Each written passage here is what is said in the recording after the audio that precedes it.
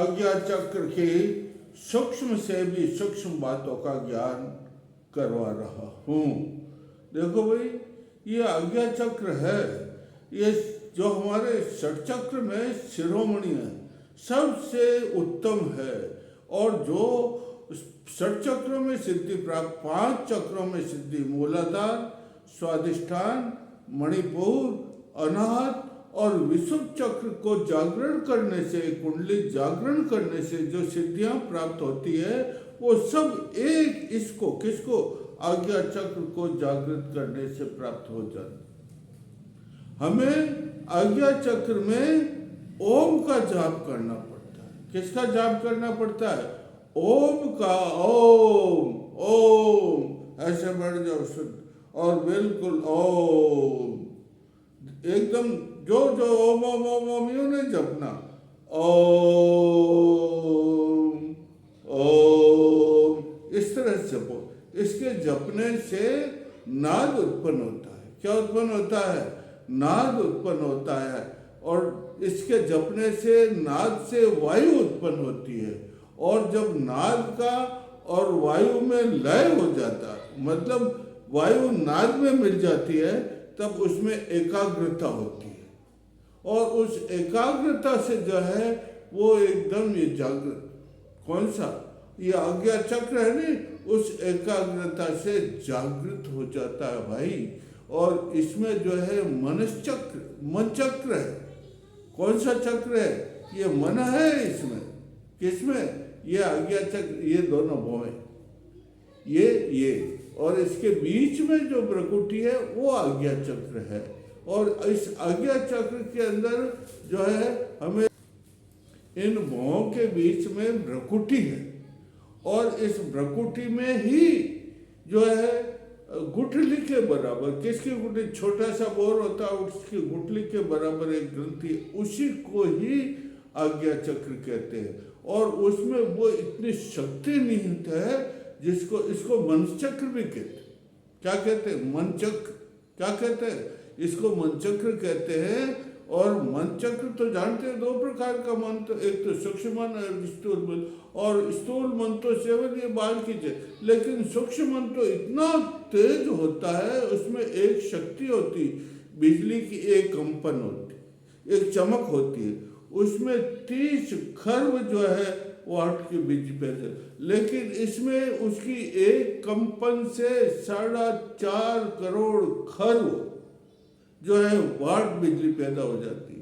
तो इसकी इतनी शक्ति केंद्रीकृत है मन में, तो उसकी शक्ति से असंभव से भी असंभव, कितना भी कठिन से कठिन कार्य हो, तो साधक का वो कार्य सरल हो जाता है। इसलिए साधक को इसमें जपना चाहिए। इसमें 2 अक्षर है। कितने अक्षर? हम और सम। कितने?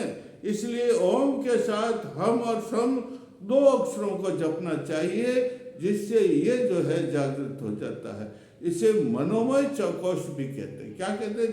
5 कोश है ना, एक को अन्नमय कोश, ये दूसरा मनोमय, ये प्राणमय कोश, मनोमय कोश, विज्ञानमय कोश और आनंदमय कोश।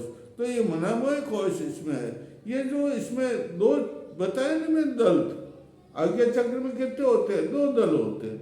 उन 2 दल के अंदर जो है एक और जो है चक्र होता है। उस चक्र के अंदर 6 पंखुड़ियां होती। कितनी पंखुड़ियां होती है? 6 पंखुड़ियां।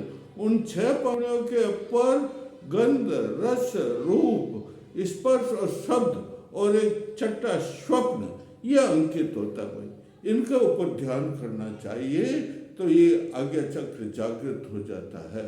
आज्ञा चक्र के अंदर जो मैंने बताया, आप 2 पंखुड़ियां, इन 2 पंखुड़ियों को एक देखो यूं और नीचे से यूं, ये दोनों मिल जाती, तो एक जो इस स्थान पर मिलन और इस तरह 2 मिलन होते हैं, तो इस स्थान के मिलन को बुद्धि कहते हैं, बुद्धि चक्र कहलाता। इस स्थान का मिलन मन चक्र कहलाता।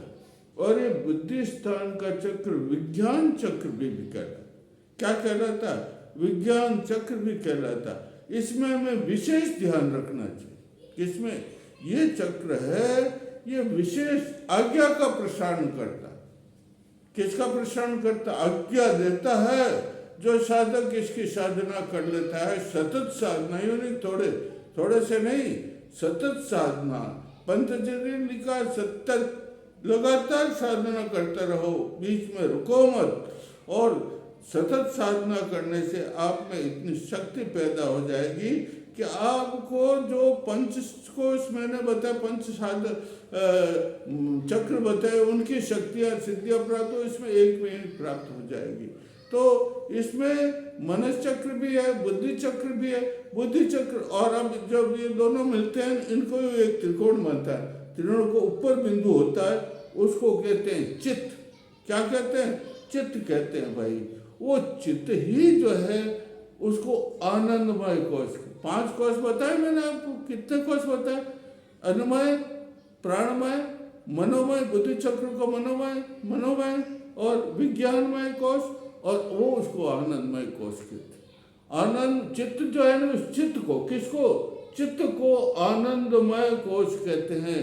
इसको निरालंबपुरी भी कहते हैं। मैंने आपको बताया था, यहाँ से लेकर के यहाँ तक 10 केंद्र है। कितने केंद्र हैं? और 10 केंद्र में निरालंबपुर बिंदु, चंद्रेंदु, इंदु, शक्ति, नादान शक्ति, निरालंबपुरी, ज्ञान, सौर, ये चक्र है यहाँ तक। उसमें निरालंबपुरी है। और निरालंबपुरी के क्षेत्र में, निम्न क्षेत्र में हंस स्थल। कौन सा स्थल है?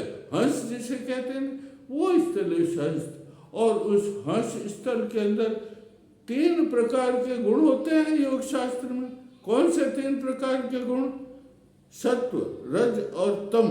और इसके बाद में अहंकार की अवस्था आती है।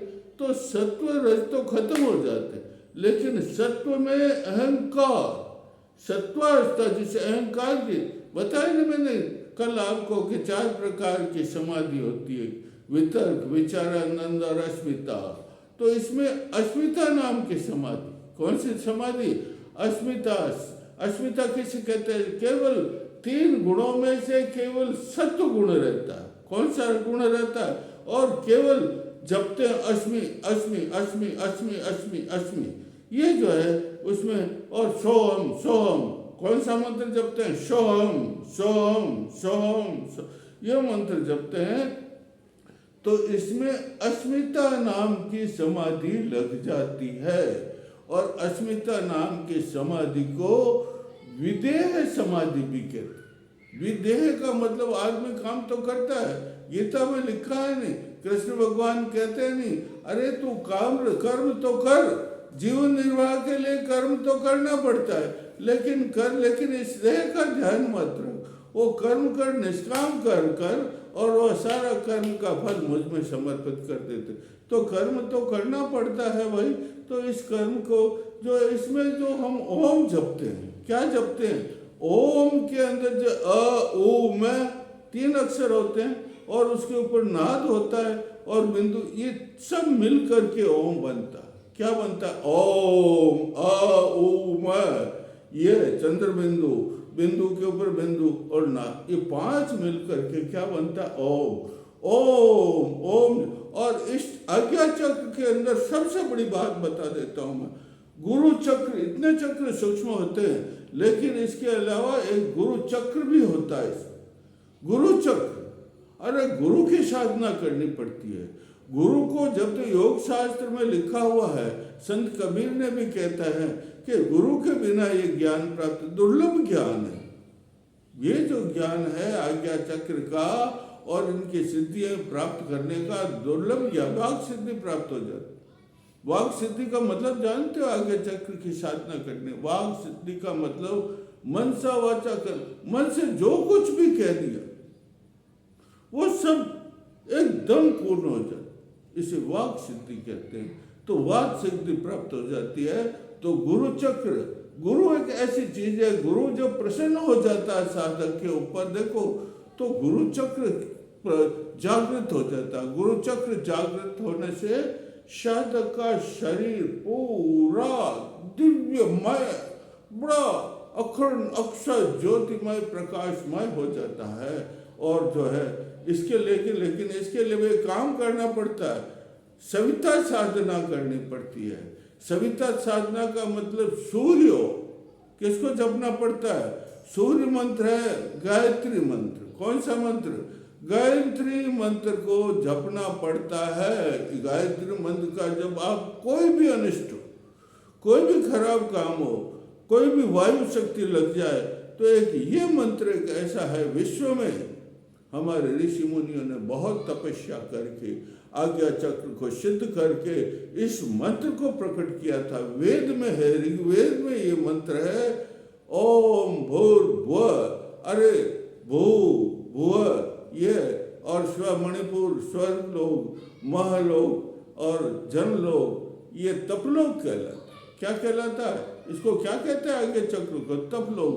ये सब लोग की सिद्धियां जिसमें प्राप्त हो जाती, उन्होंने प्राप्त किया। इस मंत्र को जपो, ओम भूर्भुवः तत्सवितुर्वरेण्यं भर्गो देवस्य धीमहि धियो यो न प्रचोदयात्। लेकिन इसमें मंत्र में जितना जपोगे उतनी सिद्धि, और इस मंत्र का फल तो कभी निष्फल होता ही नहीं, फलीभूत होता है। आप प्रत्यक्ष करके देख लीजिए, माला फेर के देख लीजिए, आप जो सिद्धि कार्य करना चाहोगे वो सिद्धि प्राप्त। और किसी प्रकार की घर में अनिष्ट है, वायु का प्रकोप है, तो वो सब भग जाता, दूर हो जाता, बिल्कुल घर स्वच्छ हो जाता है।